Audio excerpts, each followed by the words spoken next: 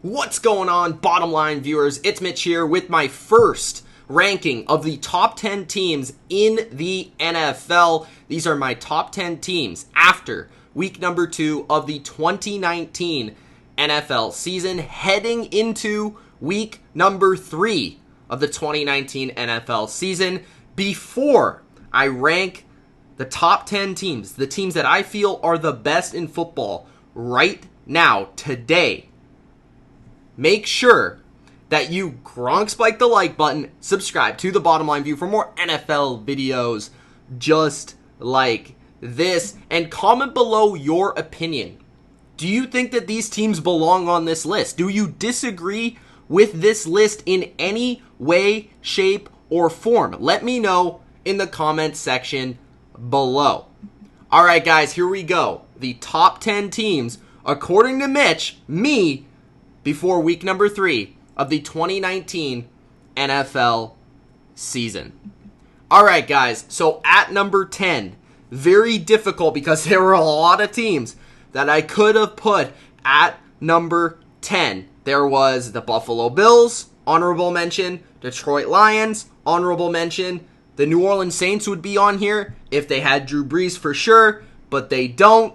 Some would argue that the Chargers could be on here. There are many teams. The Philadelphia Eagles are not on my list. At number 10, I have the San Francisco 49ers. I was a huge fan of the 49ers coming into this season. I predicted them to make the playoffs, and not only make the playoffs, but win the NFC West. And because I did that, I need to support my claim for why they're so good this season. I mean, they've lived up to the hype, and not only on offense, which I expected them to score points this season. The big question to me about the 49ers was, how is their defense going to perform? How are they going to step up? Of course, they added some new pieces along the defensive line with Nick Bosa and Dee Ford. They fixed a little bit in their linebacking core with Quan Alexander. The coaching was already there. They had some key pieces like Richard Sherman in the secondary, but they needed to put it together. And so far, so good. Week number 1, 2 pick sixes. Week number 2, a complete showcase versus the Bengals. And we saw the potency of their offense, their offensive potential in week 2. Kyle Shanahan put on an absolute showcase. And the crazy part about the 49ers is they're only going to get better, because this is a young football team, but not only is it a young football team and a talented football team with good coaching, but it's a team that is still waiting for its quarterback to really break out. Jimmy Garoppolo has been solid. He's played winning football, but he hasn't been excellent yet this season. And if Jimmy Garoppolo can continue to come back from that injury, continue to show improvement week after week, this team has shown that it can win with defense, it can win with its running game. Once they get Jimmy making some plays through the air, outside of the scheme and the system that Kyle gives him, this is going to be a very dangerous team and a potential sleeper in the playoffs. At number 9, I have the Atlanta Falcons. Now, the Atlanta Falcons would not have been on this list after week number 1. They absolutely were embarrassed by the Minnesota Vikings in week number 1, but this is a team that I also picked to go to the playoffs before the season, and I like what I saw from them in week number 2. They came back, they beat a tough Philadelphia Eagles team, and they did it at home.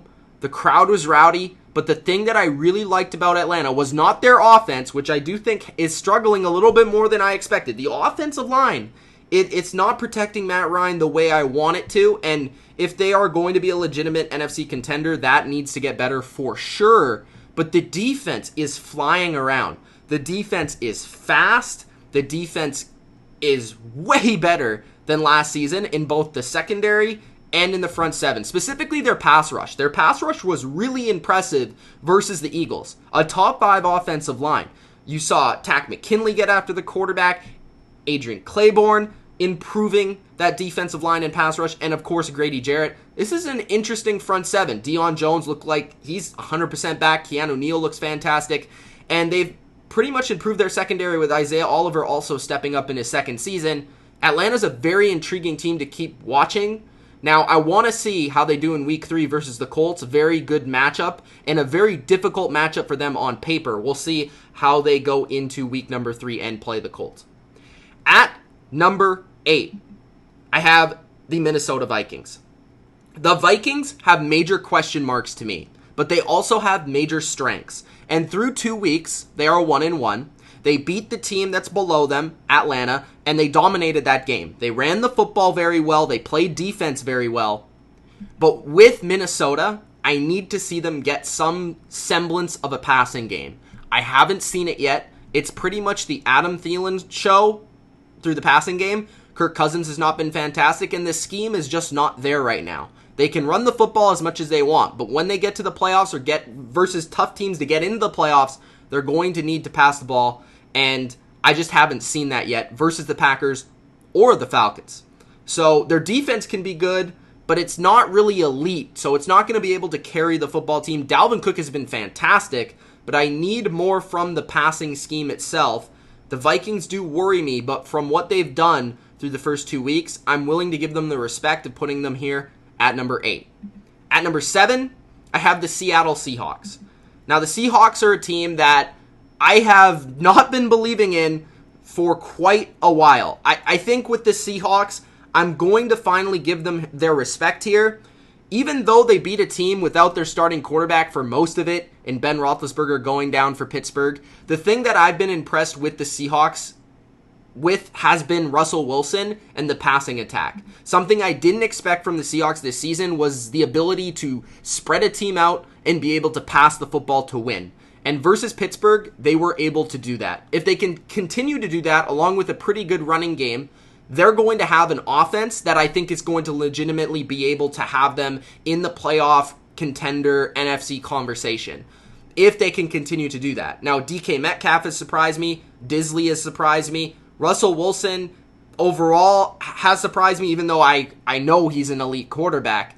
And then the defense, I think it's okay. I do think they have some flaws in the secondary, but they're just a well-coached football team. And if Schottenheimer can continue to put the ball in Wilson's hands to make plays, I think that's where this team will be at its best. So I'm kind of rising on the Seahawks so far in this NFL season. At number 6, I have the Green Bay Packers. The Packers have shown that they have a defense through 2 weeks of the NFL season, and that's enough to sell me that they're an elite team right now in the NFL. Because I know that the Packers, throughout the course of an NFL season, are going to improve offensively because Aaron Rodgers, he's going to turn on that switch. When it comes to Thanksgiving, when it comes to big-time football, Aaron Rodgers is going to put up points. I know that they're lacking in the scheme department. I know that LaFleur and Rodgers aren't quite clicking right now. Aaron Jones looks to be clicking through that second week versus Minnesota. Big reason why they won that game. Devontae Adams, of course, is looking fantastic as always, and they can block. They can protect up front. They're a good pass-blocking offensive line and even run-blocking offensive line. But defensively, they've been very impressive. You know, you look at their secondary, and with the addition of Adrian Amos, Darnell Savage in the draft, and basically the growth of Jari Alexander, who's really looking like an elite number 1 shutdown corner. This secondary is impressive. The front 7 has vastly improved. Kenny Clark's a monster. The Smith brothers are really playing well. So I like what they're doing on the defensive side of the ball, which gives me faith that they'll be able to put it together offensively down the road. But they're 2-0. And that's all you can really ask from the Packers, because this is a team that typically with Rodgers doesn't always start the hottest.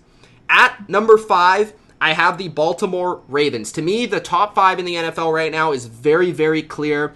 There are 3 AFC teams and there are 2 NFC teams in my top 5. The Baltimore Ravens are one of the AFC teams, and they're slightly below the top 2, which I'm sure you can guess. Now, what I love about the Ravens right now is we all knew they would have a good defense. We all knew that they probably could run the football, and we all knew they had a good head coach in John Harbaugh, which I love all 3 facets of that. Now, I don't know if the defense is quite as good as people really think they are. I wasn't super impressed versus the Cardinals. I think they have shown flaws when teams look to spread them out and pass the football in 4 receiver plus sets. We'll have to see if they improve in that area. And the pass rush is still a little bit concerning, but they were dominant versus Miami, which it's hard not to be. And they did have their moments versus the Cardinals and Kyler Murray, which that's a unique matchup in itself. But offensively is where they've been explosive. Offensively is where they've been impressive. Offensively is where they've shown they can be a true AFC contender. Because as good as your defense is going to be, you are not going to be, at the end of the day, be able to step up and destroy and slow down the Chiefs offense and the Patriots offense. It's just not going to happen. I mean, you could have the 85 Bears, the 2000 Ravens, and if your offense is not at least scoring a decent amount of points, you're still probably going to lose. So that being said, the Ravens have shown that they have balance on both sides, and Lamar Jackson looks like a legitimate top-notch quarterback right now in the NFL who's creating explosive plays with his athletic ability. At number 4, I have the NFC champions, the reigning NFC champions. That is the LA Rams. A team that I was down on coming into the season was the LA Rams. The reason why is pretty much the reasons that they've shown. I mean, they were inconsistent versus Carolina, and their offensive line looks a little weak. Jared Goff has been on and off, up and down. Todd Gurley has been up and down. But somehow, some way, their talent has really shown and shined, and their coaching has come through in a lot of situations. I think they were fortunate that Drew Brees went down in that game versus the Saints. That would have been a different game. But at the same time, the Rams have shown that they are still a very good team, and they're not going anywhere in the NFC playoff picture. They're going to be a team that competes to the end. They have a pretty good defense. As it stands, it's played better so far this season than it did last season, at least regular season-wise. And the offense might not be as explosive, but they're still making big plays. Cooper Kupp looks fantastic, a key piece to this offense. I am concerned, though, with the offensive line. If this offensive line does not get better, then they are not going to be a true NFC contender, but I'm willing to give it some time to improve. All teams have their flaws. The Rams, the biggest one is along the offensive line. But I still like what the Rams have done so far, and they've proven me wrong to this point this NFL season. At number 3, I have, in my opinion, the best team in the NFC right now. That is the Dallas Cowboys. The Cowboys, to me, the reason why they're number 1 is they just look more complete than the Rams. Their offensive line, for one, is one of the better ones in the league. They're dominant run blocking. They're dominant pass blocking. Their defensive line is dominant as well, with DeMarcus Lawrence coming off the edge. And their defense, their secondary looks fantastic. I would say it's top 3 in the league right now, pretty much under Baltimore and New England.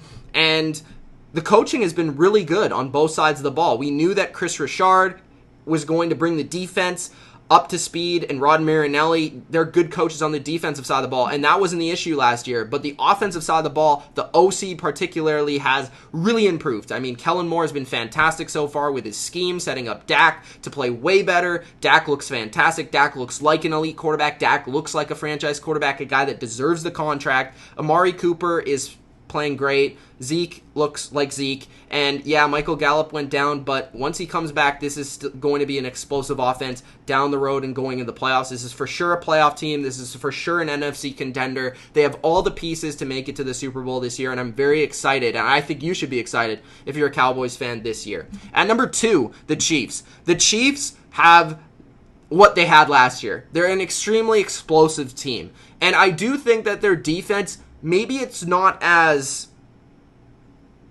big play oriented as it was last year. They're not going to be as good in terms of sacks, in terms of interceptions or turnovers, but they're just a better defense in giving up yards, in getting more stops, in being more stingy than they were last year. Last year, the Chiefs' defense was completely awful. Now, they were pretty bad versus Jacksonville, but they showed major improvements versus Oakland after a few changes. I like what they've done on that side of the ball so far, and they have shown improvement there. Offensively, they're still probably the best in the league with Mahomes and a pretty solid offensive line, and probably the best play caller in the league right now in Andy Reid, at least play designer. And Travis Kelce's still there. And even without Tyreek Hill, they've shown the true depth that they have around Patrick Mahomes with guys like Robinson and Hardman and Watkins. And they just continue to showcase their absolute explosiveness. And Kansas City's going to be there to the end in the AFC playoff picture. And of course, at number 1, this is pretty obvious if you've been watching the first 2 weeks of football. The New England Patriots have only given up 3 points so far this NFL season. In their last 3 games, including the Super Bowl, they've only given up 6 points, and they're outscoring their opponents by more than 70 points this season. The Patriots are this is one of the best Patriots teams I've ever seen. This Patriots defense might be the best in the entire NFL. Certainly their secondary is the best, and they're opportunistic. They have a very good linebacking core, which is being slept on. Their defensive line looks to be improved.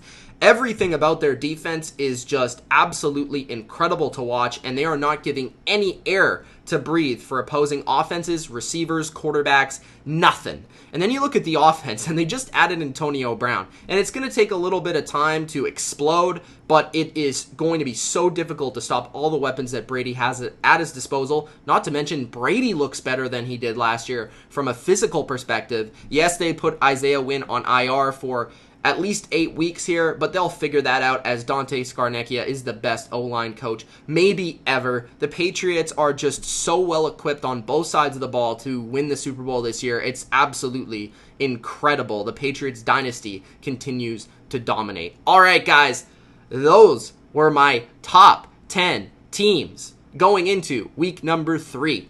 I hope you guys enjoyed this video. If you did, again, spike the like button, subscribe to the Bottom Line View for more NFL rankings just like this, and comment below your opinion. Do you agree with Patriots at number 1? Do you agree with my top 10? Any team that I left off that you think I should have had on the list? And then let me know what team you would substitute. All right, guys, it's been Mitch of the Bottom Line View. Thanks for watching. Peace out.